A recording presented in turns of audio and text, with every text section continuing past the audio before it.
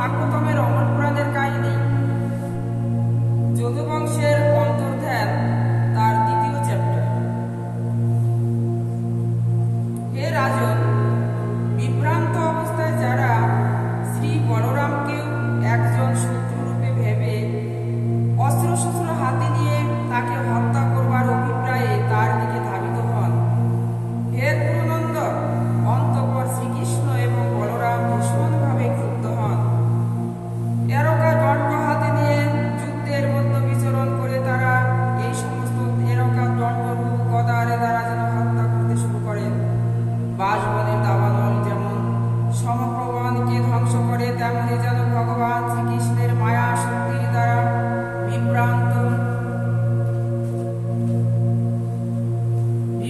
এবং ব্রাহ্মণগণের দ্বারা যেন অভিশাপগ্রস্ত হয়ে এই সমস্ত যেন যুদ্ধাগম ভয়ানক ক্রোধে তাদের নিজেদের বিনাশ ঘটিয়েছিলেন। এইভাবে তার নিজের বংশের সমস্ত যেন সদস্যগণ বিনিষ্ঠিত হলে ভগবান শ্রীকৃষ্ণ মনে মনে ভাবলেন যে অবশেষে পৃথিবী তার বিদরিত হয়েছে। তারপর ভগবান বলরাম সমুদ্র তটে উপবেশন করে নিজেকে যেন পরমেশ্বর ভগবানের ধ্যানে মগ্ন করেছিলেন এবং নিজেকে নিজের মধ্যে যেন বিলীন করে তিনি এই মর জগৎ পরিত্যাগ করেন। ভগবান রামের অন্তর্ধান দর্শন করে দেবকী নন্দন ভগবান শ্রীকৃষ্ণ নিঃশব্দে একটি যেন অসত্য গাছে বৃক্ষের তলে যেন ভূমিতে উপবেশন করেন। ভগবান তখন চতুর্ভুজ পরম উজ্জ্বল রূপ প্রদর্শন করেছিল। তার দেহ নিগর্ত দুটি যেন ছিল ঠিক যেন ধোঁয়াহীন অগ্নির মতো, আর তাতে যেন সমস্ত দিকের অন্ধকার দূরীভূত হয়েছিল। আর তার যেন গাত্রবর্ণ ছিল ঘন নীল মেঘের মতো, এবং তার দেহ নিগর্ত জ্যোতি ছিল যেন গলিত স্বর্ণের মতো।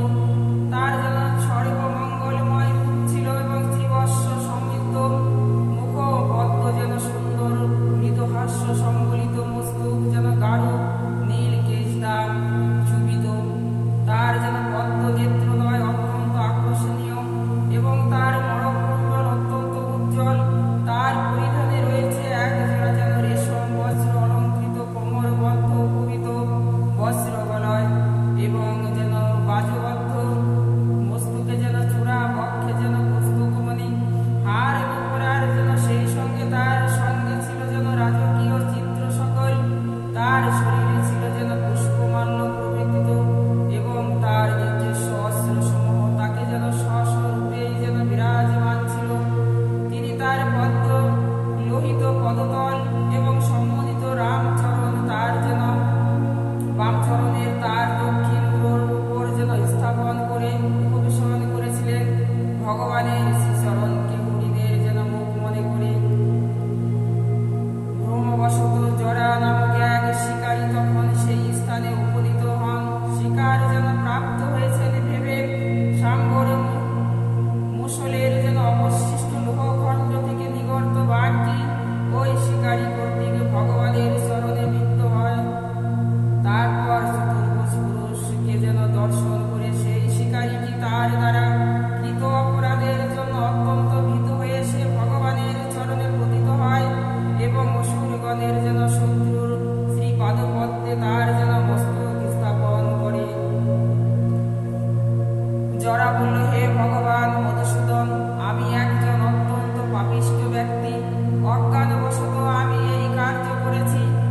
হে পরম পবিত্র ভগবান, হে উত্তম শ্লোক যেন অনুগ্রহপূর্বক এই পাপিষ্ঠকে ক্ষমা করুন।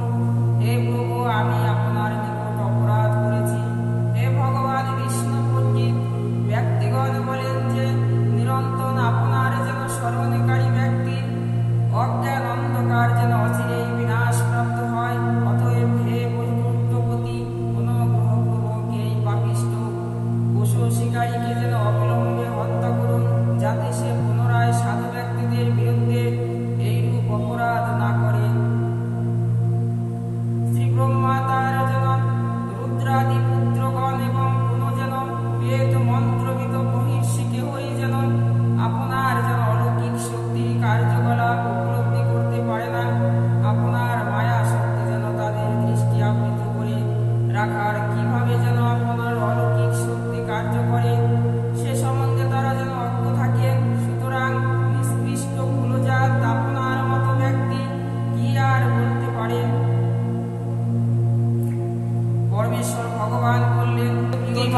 অর্থক যে ব্যক্তি প্রতিটি জীবে আমার উপস্থিতি দর্শন করে আর এই দিব্য জ্ঞানের আশ্রয় গ্রহণ করে প্রত্যেককে যেন শ্রদ্ধা করে, তাকে প্রকৃত জ্ঞানী বলে যেন মনে করা হয়।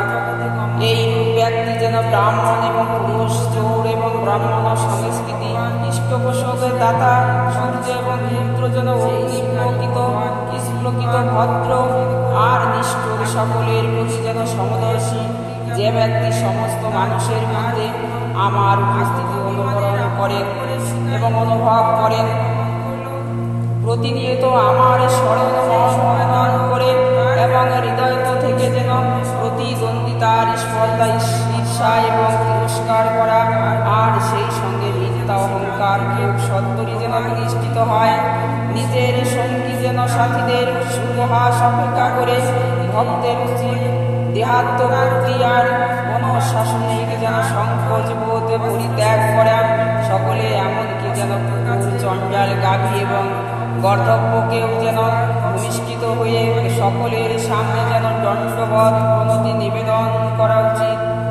সর্বজীবের মধ্যে আমার দর্শন যতক্ষণ না সম্ভব হয় ততক্ষণই ভক্তের উচিত যেন কায় মন বৌদ্ধ বাক্য এই যে পদ্ধতিতে আমার উপাসনা চালিয়ে যাওয়া সর্বব্যাপ্ত ভগবান সম্বন্ধে এই রূপী যেন দিব্য জ্ঞানের মাধ্যমে মানুষ সর্বত পরম সত্যকে দর্শন করতে সক্ষম হয়, সমস্ত সংশয় মুক্ত হয়ে তার সকাম কর্ম ত্যাগ করা উচিত। বাস্তবে আমি মনে করি সর্বজীবে আমাকে যেন উপলব্ধি করবার জন্য কায়, মন এবং বাক্যের বৃত্তিগুলি যেন ব্যবহারের এই পদ্ধতি যেন হচ্ছে পারমার্থিক জ্ঞান লাভের সম্ভাব্য সর্বশ্রেষ্ঠ পন্থা। ওম নমো ভাগবত বাসুদেবায় নমঃ। ওম নমো ভাগবত বাসুদেবায় নমঃ। ওম নমো ভাগবত বাসুদেবায় নমঃ। জয় রাধে। গুরুজনেরা একে অপরকে বিনাশ করেছে সে কথা আমাদের যেন